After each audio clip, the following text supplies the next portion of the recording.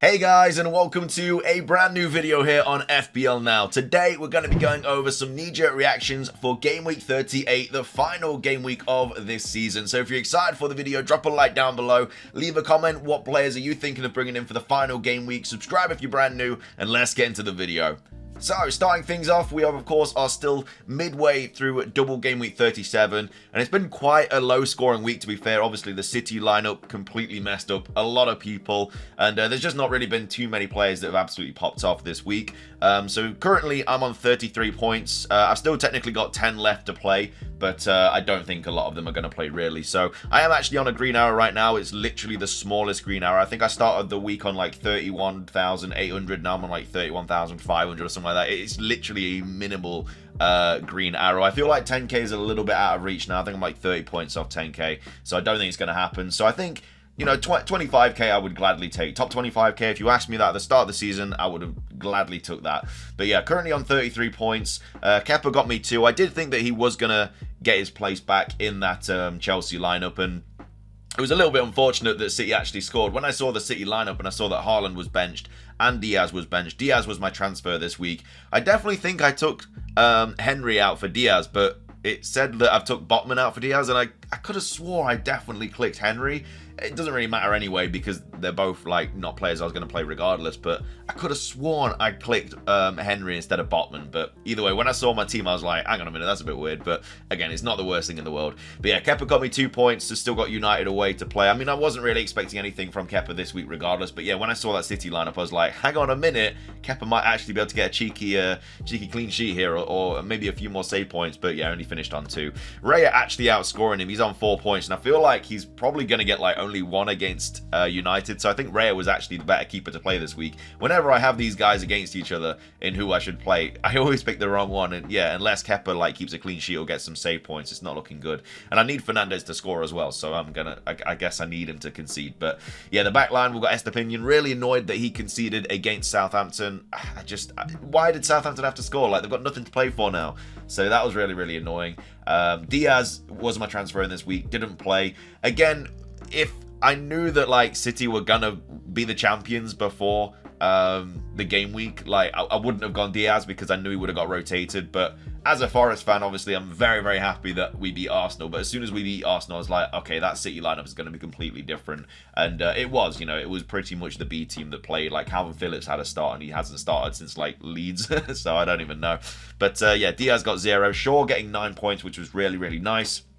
Rashford was, of course, ill, did miss out, wasn't even in the team. McAllister got me 5 points. Really nice. Finally getting an attacking return from him after he got like the 0 in the second game of the double game week in 36.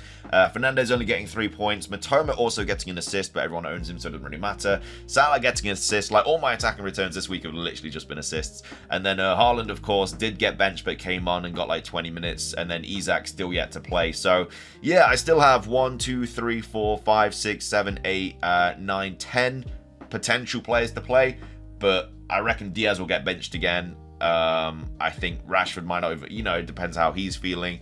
I've also got Trippier as well that I'm really worried about tonight, because obviously they play Leicester at home, and I was umming and ahhing about Isak or Trippier, and I just went with Trippier. I just went with Isak just simply because Trippier was flagged, and you know, if he did make some sort of like an appearance point or something, I wasn't going to be too happy about it. I just kind of wanted to back Isak just to hope that he would do something. Again, Isak could easily be benched as well, you don't know. So yeah, the game tonight could really hurt my ranks. I feel like if Trippier starts, he will get something, so I'm kind of hoping that Leicester do score.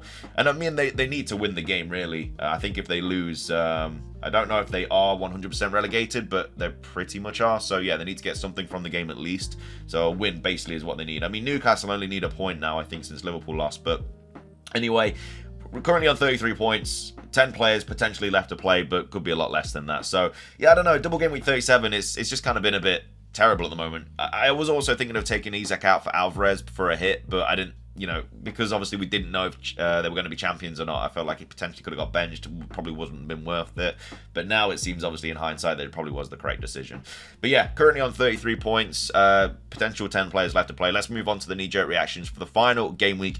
And I don't know, I'm feeling like I just want to do a massive punt this week, just to try and maybe get that, you know, top 25, top 20k. But the most brought in players this week, Eze is #1. They of course host Forest at on the last game of the season. I mean, neither Crystal Palace or Forest really have anything to play for now. Obviously, a higher finish in the table would be nice, especially as a Forest fan. But yeah, I mean, Eze, I think it could be a really good shout this week, to be fair. Our away form isn't great, and Eze has been on fire. So yeah, completely understand why people want to go for him. Wilson, another player that a lot of people are bringing in. I mean, Chelsea, what has he got? Like Chelsea away on the last game of the season. Not really the best fixture. I mean, I know Chelsea haven't been great, but there's players with much better fixtures than that would rather bring in than Wilson. I know he's on penalties and stuff, but you know, there's always that chance that he potentially gets benched and stuff. You never know. He could get injured tonight. We don't know. There's literally no point of making early transfers this week. Like, there's just no reason to, unless you're going to get priced out of something, but it's very, very unlikely at this stage. And then Ødegaard, another player that a lot of people are bringing in. They host Wolves on the last game of the season. I mean, it's a home game. You know, Arsenal will want to give their fans something to cheer about on the last day of the season. So, yeah, hopefully Arsenal do go big against Wolves. And potentially, you know, Ødegaard, Saka, some players like that could be a really nice option this week. And I'm also thinking about getting one of those in too.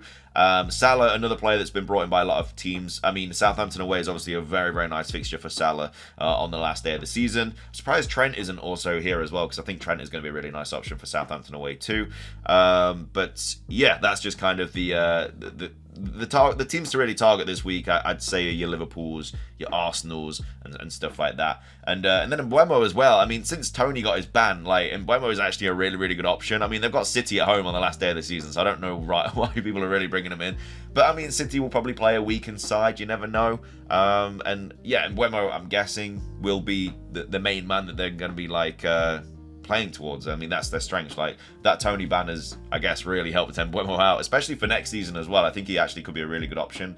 But they're the most brought in players so far for final game week of the season. The most transferred out players so far, Martinelli. Yeah, I think he's just injured for the rest of the season now. So if you've got him, you get rid of him, really. I mean, really unfortunate, because obviously Wolves at home is a really nice fixture for him, but you know, he's injured, he's not going to play, so you got to get rid of him. I mean, obviously you could bench him if you've got other players that you need to get rid of instead. I mean, I don't know why you wouldn't, because obviously Martinelli's definitely not playing. But Tony as well, another player, obviously banned for 8 months. He's suspended, so yeah, don't think you'll be wanting him in your team anytime soon. Trippier as well. I mean, understandable, because obviously he's not really a player that you'd be keeping for Chelsea away, and obviously you could easily upgrade him to, if you had the money, to someone like Trent or something like that. He's a nice way to get to them, so understandable. And we'll have to see what happens, whether he plays or not tonight. I feel like if he doesn't play tonight, a lot more people are going to be getting rid of him. I potentially could as well. I may get rid of him for Trent on the last day of the season. I might take a hit. It's not really worth taking a hit on the last day of the season, but I kind of just want to go out with a bang and just get some exciting players in. I don't know. But I don't have Trent, so I'm kind of stuck into having to get him. But yeah, Trippier, another player that's been transferred out a lot. Rashford, another player. I think that's just because of the injury and the illness, really. But, you know, he should be back for the second game week of this double game week 37. Then, you know, Fulham at home is a pretty nice fixture, so I don't know why you'd really get rid of him for that.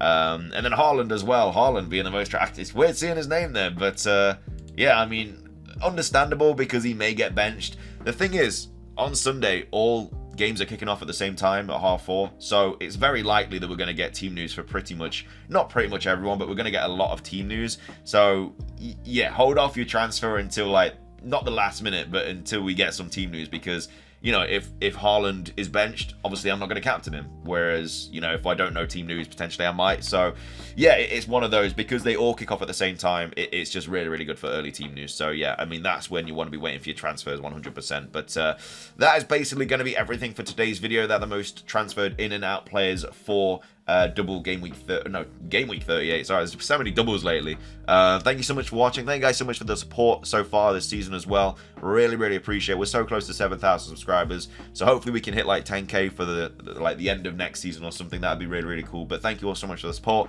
Hopefully we can finish on a really good rank, and hopefully you can as well. And yeah, that's gonna be everything from me. Thank you for watching. This will be the last knee-jerk reaction video, obviously, until next season. So yeah, have a great rest of your day, and until next time, peace.